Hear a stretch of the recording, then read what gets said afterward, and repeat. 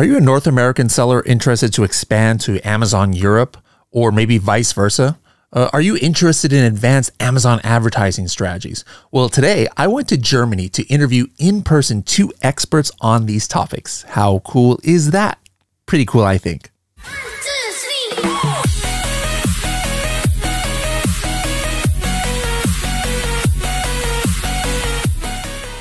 Want to keep up to date with trending topics in the e-commerce world?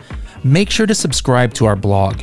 We regularly release articles that talk about things such as shipping and logistics, e-commerce in other countries, the latest changes to Amazon Seller Central, how to get set up on new platforms like Newegg, how to write and publish a book on Amazon KDP, and much, much more. Check these articles out at h10.me/blog. Hello, everybody, and welcome to another episode of the Serious Sellers Podcast by Helium 10.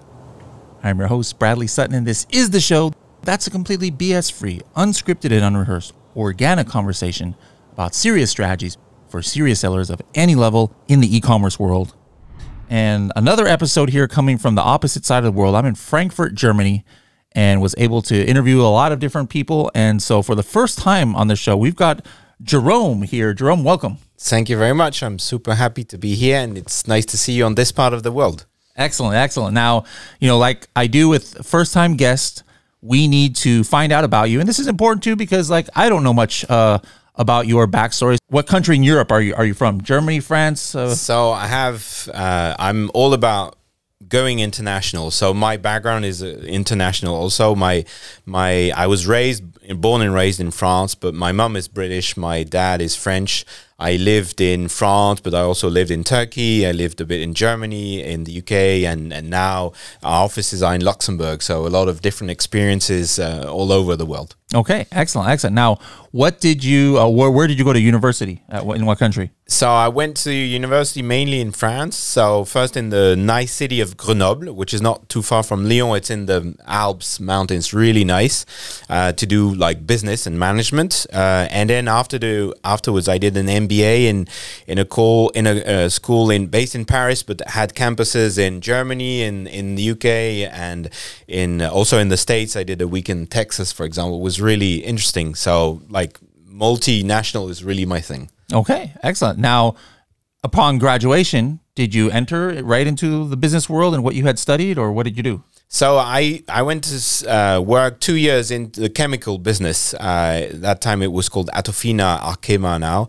It's like I was helping the head of the subsidiary there, so doing a lot of things, helping on IT topics, on business topics for 2 years. And then I came back and I worked for 10 years for a Chinese group. And that's where I started to work in Luxembourg. And then afterwards I was looking for a job and couldn't find one. So I said, I'll start my own company. Okay. And what was that company?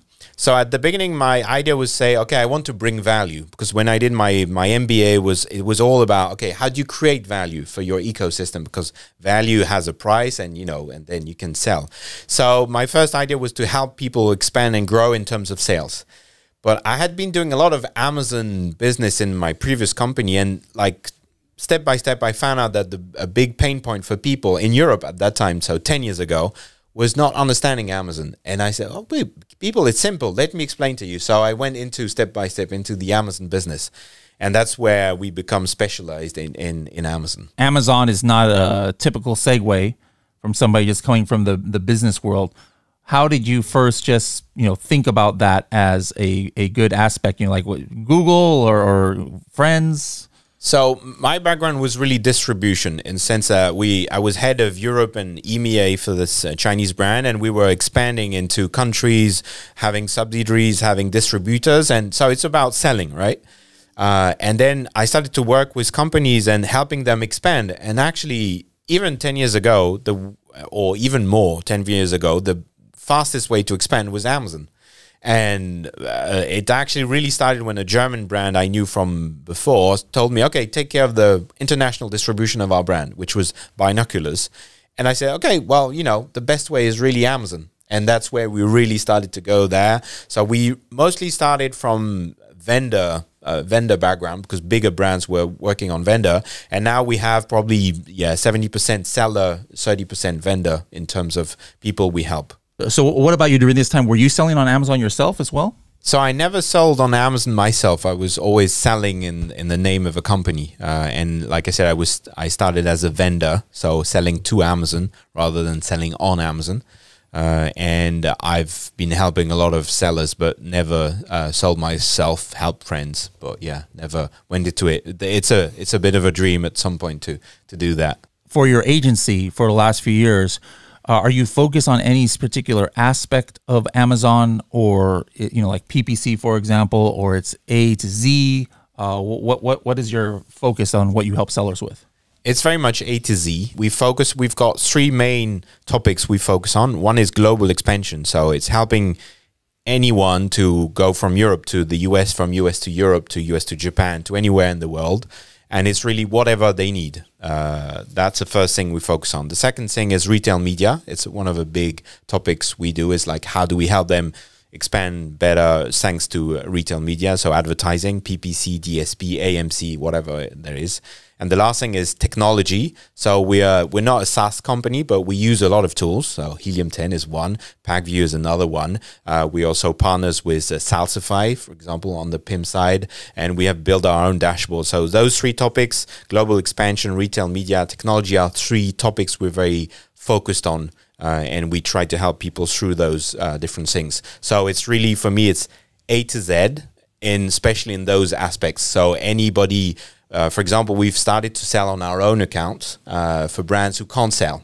So for me, it's like an additional, we're not really a distributor, but if a brand can't sell themselves, we say, okay, we'll set up a seller account. And we have one in the US, we have a seller account in Europe, and we have one in India also, for example. So anyone who wants to expand in any way, we are here to help them. Let's talk about the first thing you mentioned about the international expansion. I mean, there's probably 35 different combinations you can have, Japanese person selling on America, a European person selling in Japan, a person from Dubai selling in Mexico, et cetera, et cetera. But let's talk about some of the, more common ones. Probably the most common for our listeners would be, I'm a US based company doing pretty well. Now I want to get started in Europe, because that's the, second and third biggest marketplaces, UK and Germany. The thing, the elephant in the room for a lot of people is like, oh my goodness, VAT and things like that. So what are some of the main obstacles and maybe difficult things to navigate for an American company who wants to get started in Europe? Great questions. For me, there's three things. The first thing is regulations and taxes, regulations. So these things is like, am I allowed to sell those products in Europe? We're talking with a supplements brand, for example, in the States, and it's like, okay, the way you talk probiotics, for example, or can you have that keyword on your listing, all of that. So that's a first hurdle. Today we're speaking with Avask, and Avask is a great partner we partner with to deliver like VAT services and also help on regulation. The second thing is languages. Obviously, you need to have a great service, and you need to have great content for the local people. And that's something we're partnering also with a company, YLT, Jana Krekic, who's delivering great service, for example. So typically we create a hub of people we work with. And the third part is logistics, supply chain. It's like, okay, how will you get your products to Europe? Like, will you have a warehouse in Holland? Will you go directly to FBA? Who will be your importer of record? That also, we work with Avask and some logistics companies. So even before going into advertising, content and everything, you've got those three things. There's regulation, translations in a sense, and supply chain. What are some of the steps that somebody needs to take as far as the basics that everybody needs to do? Like, there are some things that are kind of like nice to have. There's some things that are need to have. For example, let's talk about the need to have for getting started in Europe. I don't need to form a company in Europe. I can use my US company, but I need to something that everybody has to do. Is it the VAT, register for VAT? Yeah. So one thing you can't, same way as in the US, you can't play around with IRS, right? In Europe, you can't play around with the tax authority. So VAT is a must. And my recommendation is that typically Amazon tends to underplay, and when they sell the service of expansion, they tend sometimes to be a bit optimistic about the simplicity of VAT. it's not that simple. It's not overcomplicated, but you need to speak with people who know the stuff. Avask is a great example of people who really know their stuff. So that's the one thing. You need to be set up in at least one country. I don't know. We want to go in all the details, but you need at least one country. Best is to be listed in or having VAT in every countries in Europe, but you need at least one to be legal and compliant. Let's do the opposite. I'm a European-based company. I want to sell in the biggest marketplace in the world, Amazon USA. I know like way in the old days and now on Walmart, actually still in some situations, you do have to have like a US corporation. But nowadays I can, I'm registered in Germany. I can go ahead and register as an individual or as a person. So what are some things that I absolutely have to do that are an obstacle to some Europeans for selling in USA? So our assumption as Europeans that everything is simple in the US, and generally doing business in the US is much easier than in Europe. Like you have much less regulations, there's less hurdles. Now, on the tax side, it's still quite complicated. And as a European, I had to learn, to navigate that, because you can have a company in the States in one state whose its address is one state, but if most of your sales is in another state, the other state where you're doing the sales might say, no, I want you to pay your taxes where you're doing your turnover. Or if you have employees, it will start to say no. Then there's a fight between the different states. For us, within one country, that doesn't happen. Like if I live in France, you won't have the south of France trying to fight for you to pay your taxes in south of France. Doesn't make sense for us. So this you have to learn. So here again, you need to speak to the professionals, because taxes you can't play around with, and it's once you've understood it, or you have someone doing it for you, it really goes smoothly. It's also that in some states in the US, the tax declaration is automated between Amazon and the States, but in other states it's not. So it's like navigating that and understanding that is a bit complicated. And if you're not an accountant, you'd rather work with someone who's a specialist. And we work a lot with like Avask, for example, or specialists who will help you navigate that. So for me, it's focus on what you're good at and try to outsource what you're less good at to make sure you don't make mistakes. What are you using PackView for your clients? And maybe, some people out there might be wondering what kind of Amazon seller or large corporate or large company might have use for PackView as opposed to Helium 10. So what are you using PackView for? So I think we probably started to work with PackView and Helium 10 both at the same time, a long time ago. So I think we started in 2019. We were, I think, the first agency in Europe using PackView. Basically, we were looking for a tool, and what I did is I asked the teams, I said, I don't want to take the decision. I wanted the users to audit the different tools and decide which one they wanted to work with. And they decided to work with, at that time, with PackView. What we did is there's a lot of rules on features on PackView. For example, rules to improve your campaigns. And as an agency, you've got 50, 70, 100 brands you work with. So you have a lot of campaigns, and you have to have rules which help you optimize. You can't be checking every campaigns all the time. So you have rules really helping you optimize things. So we've been using Helium 10 from day one also to understand the market, make research, and we've used PackView really to optimize campaigns and do a better job in terms of advertising for our customers.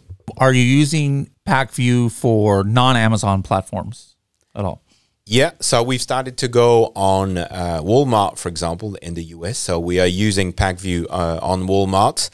On the platforms in Europe, not all of them are linked on PackView because some of them are smaller. So it really depends. But on the major, we try to use PackView as much as possible because it's our sort of system of record today in the company. And Helium 10, what is your team using Helium 10? Like what particular tools or what kind of strategies are you guys using? So they are using it every day, I would say. So they're checking on the consulting side. Consultants are checking like the market tracker, for example, or the keyword researches. Like example, when you were saying, okay, well, should we go into a new market? Okay, let's see what how many researches are done on the brand or on the type of product. Then the teams are also working when they're doing their SEO, like checking, keywords and backend keywords and also campaign keywords. They're checking all of the tools. For me, Helium 10 is amazing because each time I go, it's like, wow, there's so many tools, and I feel like there's a new one each time, so I have a hard time keeping track of all of them. But I know they're using it daily to really, on one or the other bit, to improve things altogether. And because we have a content team, we have an advertising team, we have a consulting team, an analytics team, they check different things, each of them, for different purposes. And Helium 10 has always been amazing to me, like the amount of wealth and value they provide on so many things. And that's, as I said, a day-to-day tool we use. Okay, excellent. Now, what kind of strategy help that can you give to our users? We usually ask our guests, like, hey, give us a tip or a strategy. It could be about international expansion, could be about PPC, could be about health, could be about which French football team to follow. Anything that you want to talk about, what's some strategies you can give our listeners? So yeah, I'm not a big soccer man, so I won't go there because I may embarrass myself. No, the thing I typically say when you talk about global expansion is there's a lot of potential, but there's a lot of hurdles. So probably you want to start small or start focused. So if you're in the US and you want to go into Europe, maybe you start in Germany or in the UK because language is easier. Just make a proof of concept. Go there, be successful, and then start to expand. Because if you start to go in 5, 6, 7 countries, then you have 5, 6, 7 campaigns to build, translations to do. There's a lot of work. So probably do one, show that you can be successful in one of the European countries, and then expand. Same in the US, you probably don't want to maybe take all of your catalog. Take a smaller part of the catalog, make sure you're successful, and then expand. So for me, it's like start small and grow from there. Try to learn, because international, we were talking about earlier with other people today, is like, we say, there's a saying, culture eats strategy at breakfast. It's like cultural things are very strange, like what happens, how customer behaviors are different. So get used to it and to start with something and build on it. Love it, love it. All right, now one way I know people can find and reach out to your company is if you go to hub.helium10.com, type in ECOMAS. Is that right? Well done. What are other ways that people can find your company on the interwebs out there? So we're very vocal on LinkedIn, and the team produces a lot of content on retail media, on the 3 topics like retail media, technology, and global expansion. So we do try to share as much as possible with everyone. I was honored to be named one of the Amazon retail media or advertising ambassadors. So one of our job is really to share as much content as possible on advertising specifically. And one of the advices I gave was about globalization. If I talk about retail media, is like AMC, Amazon Marketing Cloud, is one thing which today is open really if you're doing DSP and PPC. Hopefully tomorrow it will open to PPC also only. I would really recommend people to look into it. This is giving you learnings which will get you to the next level in terms of advertising. What is the first thing that somebody just getting into, DSP or AMC, what is the first thing they should maybe, if they're just getting their feet wet? So one feature, for example, which is already in PackView, which is day parting. With AMC, you will get even more granular information. A bit like with Facebook, you will know, we've run some studies for some of our brands where you get information on the persona. Like, who is it? Who is buying your products? Like, is it, male, what age, what location? And then you can tailor your messaging, your content, everything you're doing to really focus on that target customer you have. So that's one example. And there's many others you can bring. An AMC, we're just starting, and people are just starting to get insights from it. So for me, it's like, get into it, and it's not super easy. So there's a bit of a barrier to entry. So once again, either you have got enough knowledge to go in yourself, or ask for people for support. And there's a lot of great people. We can help, but there's a lot of great people on AMC which can really help you. PackView, for example, has got embedded some AMC features already. So I'd really look into it, because that will be a game changer. And for me, like there will probably be a change or like a crossroads, people getting into it and who will win and the others lagging behind. Okay. All right. Well, thank you so much for coming on, and hopefully can see you on my side of the pond next time. Indeed. Thank you very much, Freddie. All right. So our next guest is one of the hosts for today from Avask. We're in the Avask Frankfurt office. This is not your main office. I believe the main office is in, is it London? Southampton. So it's Southampton. Okay. about an hour south of London. An hour south of London. But we're here in Frankfurt, Germany. And this is Jacob, who I met originally in Korea, spoke at an event that I did over there. And what is your title here? So I'm head of business development and commercial services. So responsible for client acquisition, have a team based here in Germany, in UK, in Spain and in Italy. So we're supporting consulting clients, helping them expand. Okay. Now, how did you get into the e-commerce world? Like, what's your backstory? Where did you go to university? What did you study? And then your entry into the job world? Okay. So in terms of studying, I actually did creative media in college, and then just directly went into working straight from there. So I started as an account manager for a finance company, and then transitioned to Avask, and now I've been here for 5 years. So that's the kind of a short background. Okay. But yeah, been at the company for a good amount of time now. Okay. Now, last time we had somebody from Avask was Melanie, was on maybe probably almost 3 years now ago. There's some people who might not know about you guys. So, elevator pitch with an Amazon seller in the elevator. How do you tell them what you guys do? Yeah, so we help people expand cross-border, so getting to different markets and try and make it as frictionless as possible. Kind of the biggest area for us, and kind of the one we've been working in the longest, is Europe. So supporting US sellers, Chinese sellers, European sellers, sell all around Europe. But that's not it. But like kind of in a nutshell, that's our main service. But essentially, we help people get into different markets and make it as frictionless as possible. Okay, so now, we just had Jerome on a couple minutes before you. He talked about some of the, things that people need to be concerned about going from US to Europe, vice versa, maybe going to another marketplace. And he mentioned you guys too. So let's talk a little bit more in the weeds about some of the, this is what I call the unsexy side of e-commerce. The sexy side is PPC and keyword research and finding new products and developing your brand. The unsexy side is stuff that actually is arguably even more important, getting your taxes in order and your business entity. So we touched a little bit with Jerome about the VAT and things like that, but let's dig into it, because like me, I've never done VAT here myself in Europe, and it's for a lot of US based sellers, like it's kind of like this monster of a thing that we have to worry about. Like, do I need to get it in every country? Do I have to report to every single country? Is it only if I am at a certain level of sales? So you are very familiar with what American sellers probably need to be educated on as far as this goes. So just take it away and let us know what we need to know about VAT in Europe. To start, I would say there's a bit of especially in the US, like I've been at the company for 5 years, especially now, over the last few years, there's been a lot more regulation introduced in Europe.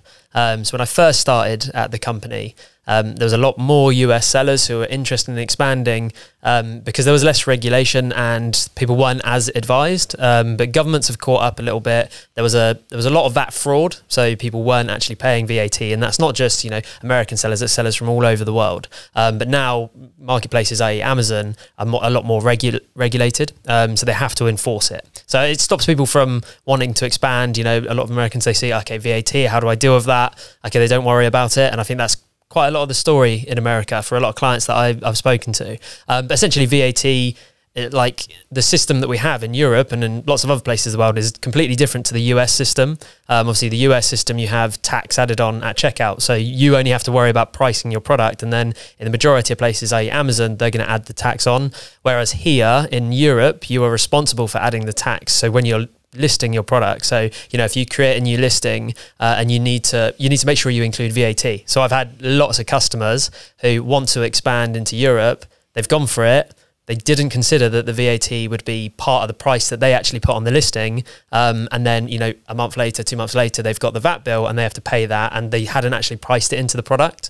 So like you're saying, like the buy box price should indicate it, or it needs to be, it's a separate, no, so it's inclusive. line. So it's inclusive. So like if you list your product for £24, an example in the UK, that £24 is inclusive of the VAT. It's not going to add any VAT at the end. And what is the approximate VAT for something 24? 20%. So for the wow. Yeah, so for the UK it's 20%. So that means if I've got a product that I'm selling for the equivalent of $25, let's just say, I need to make that at least like $30, $31, $32 to include that VAT, because that's what I'm going to end up paying the government. Yeah, exactly. So you have to look at the net price, so $25, add the 20%, so add another $5 to get it to 30, and then out of that $30 sale, once it's converted, the portion which was the $5 would be paid to the government. And the rates are there or thereabouts. So like we're here in Germany right now, the rate here in Germany is 19%. So slightly different, but there or thereabouts. Now, in America, you know, after 3 years ago or so, we have the marketplace facilitator tax. You know, like that was a huge headache before, where people didn't know in America, like, all right, I live in California. I know I got to pay California sales tax, but, you know, do I have a nexus or whatever we call it in all the different states? And then Amazon's like, or actually all online marketplaces were like, there was some law passed or something where it's like, all right, you guys are the ones who have to collect it. Now, we as Amazon sellers, hopefully we don't have to, that's what I've been doing. We don't have to worry anything about it. We don't add it to our price or anything. The customer is paying for it, but Amazon collects it, they remit it. Now in Europe, what it sounds like, number one, we do have to add it to the price, as you just said. And also Amazon is not remitting that. I've got to hold on to that money, and then so previously that you'd have been correct, but as of a couple of years ago, Amazon are now, and marketplaces are responsible for collecting and remitting VAT for non-European and non-EU sellers in the EU. But that's, you still need to price it. So like in that example we had, that was $30. That $5 would actually be deducted from you and be paid to the government on your behalf. However, you still need to report all of those sales via VAT returns in different countries where you've got different liability, like similar to Nexus. Nexus means you've got a liability, basically. You'll have to get a VAT number when you have a liability, and you can create different liabilities through different kind of means, but the actual money will be deducted and paid by Amazon. But you still have to report it. So that's at least one burden off. And then now, is Amazon withholding that from your disbursement then each 2 weeks? Yeah. So that will get completely withheld. So Amazon should be withholding it and then paying it on your behalf. Okay. Scenario A, I plan to open in all European marketplaces plus UK. So UK, Germany, France, Netherlands, Spain, Italy, et cetera, et cetera. How many VATs am I needing to register for? Depends. So you got options. So with Amazon, you've got options for how you can actually use the FBA system. So like obviously in US, you send to a single FBA center. You have no control over where the goods go. Amazon can, transfer them to different warehouses. It's, it's one country. It's lots of different states, lots of different tax laws, but it is one country. Whereas with Europe, you've got many different countries. So UK, we separated from the European Union, the free flow of moving goods, essentially. So whenever goods travel from UK to EU, they need to go through official borders. So customs checks, there needs to be paperwork, there needs to be declarations, etc. A lot of sellers now treat the UK separately, and they just have their own separate supply chain directly into the UK. You need a VAT number there as a US seller, so you can store your products there and sell your products. Whereas in Europe, for FBA purposes, you've got options. Amazon have their main fulfillment centers in Germany, France, Italy, Spain, Poland, and the Czech Republic. You can select which ones you want to have your goods in. Whichever country you decide you allow Amazon to store, you've got an enable inventory placement on Seller Central. So you can disable and enable. If it's enabled, you have to have a VAT number because Amazon store your products there, and that's like creating a nexus, essentially. You create a liability, you've got to have a VAT number there. So you could just start with one for the EU, and you can list your products. So you could say, right, I'm going to store my products in Germany, I'm going to list them in Italy, I'm going to list them in France, I'm going to list them in Spain, but they will all be fulfilled from Germany. Now, the pitfall to doing that is Amazon charge you a significantly larger fee for fulfillment. So whenever I speak to sellers, as long as they understand that, because I got people who, they only want to get the one VAT number because getting 6 or 7 or however many you need to get is complicated and it means a lot of paperwork, etc., to get set up. But at the same time, they don't quite realize the Amazon fees that you get charged. And I've come across cases where, it was an extra £3,000 or £4,000 to get the VAT numbers, but they ended up spending an extra £40,000 in fulfillment fees. So like understanding that's quite clear, but you can start off with not too many, which makes it easier for sellers. Yeah. A lot of American sellers are very familiar with rough cost of like tariffs and importing, custom duties from China to the United States. Some have more. That's why, maybe some people are moving their factory to India or other places. How does it compare though? Because, I would say 90% of Amazon sellers are probably manufacturing their products in China or India. Yeah. How does the custom duties and tariffs compare on a percentage wise, importing to the US as opposed to importing to Europe? And are there differences between like UK and EU? Yeah. So depending on the product, like the UK and EU used to have the same tariff. So like because of the UK separation, we've got the UK global trade tariff and EU's got what's called the Tariffs system. Like the rates for those two systems, I would say probably 99% are the same, and that will change over the course of time, but it wasn't going to all change immediately. There is some differences. But like probably you might find certain products have much higher rates in Europe. So you also get like anti-dumping duty. I'm not too sure if there is anti-dumping duty in the US, but this can be like products that they might be damaging to the environment or harmful to the environment. So they put the rates up really high. But understanding it before you actually start shipping the products is easy to do as long as you've got the right people to do it. You can understand the rates, understand if there's a difference between the rate. One thing you do need to be careful of, especially as a US-based business, not just US, as a non-EU based business, the particular country we're in right now, Germany, the way that they look at imports for non-EU based companies is sometimes different to an EU-based company. So I've had a lot of clients who they've imported stock directly from their supplier in China and India into Germany, and the German customs office have revalued that stock. So like instead of using the transactional value, so like the cost of your products, the insurance and the freight, so say 10,000 euros, they've looked at it and they've taken the retail price and then minus Amazon fees, Amazon fees minus VAT. So say 60% of retail, which then that 10,000 has ended up getting to 50,000, and then they've been charged 5% on the 50,000 instead of 10,000. So suddenly you've like 5x your cost. So that's something to look out for and be aware of, because I've seen it happen quite a few times. Okay.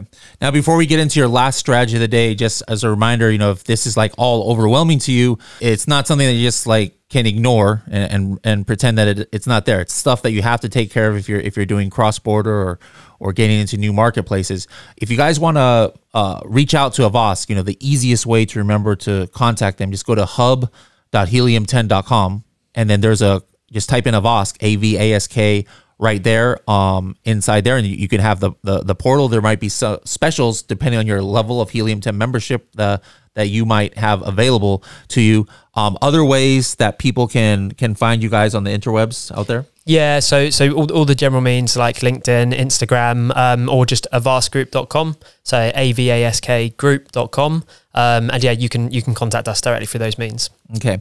All right. Now, what's your last, something I like to ask some guests is like a 30 or 60-second tip or strategy that it could be about any topic you've talked about today. Yeah. Okay. So I would say, first of all, do consider Europe, but maybe take it slow, because there is a lot of red tape, and there's a lot of history with American sellers in Europe and people getting stung by governments because of certain situations that happened in the past. Things are different now, so there's a lot more regulation. It makes it easier for sellers to make sure they're doing the right thing, but it also puts more barriers to entry. But you can start small, like I said. You don't have to go for all of the countries. Start small with one, start looking at the other countries. So like if you wanted to start in Germany, one of the biggest markets, open your listings in the other markets and see if you start getting sales trickle in, and then kind of make targeted decisions based on where you start to see growth. And that's what I think is good, because we get a lot of people that are right, I need to go for everything. I need to go for it straight away. Some cases really good. Some cases they don't get the sales they expect and then they have to retract. So depending on your position, obviously would depend on what you decided to do. But if you're just considering it and you're not sure, try that way, because you're limiting your exposure in terms of compliance. You can start off small, your costs are lower, and you can just see how the market goes. All right. Well, thank you very much for sharing your knowledge, and thank you for hosting us here for our first on-site podcast here in Germany, and our Avask and Helium 10 Elite event. And maybe we'll be seeing you at a future conference again. Yeah. Thanks, Bradley.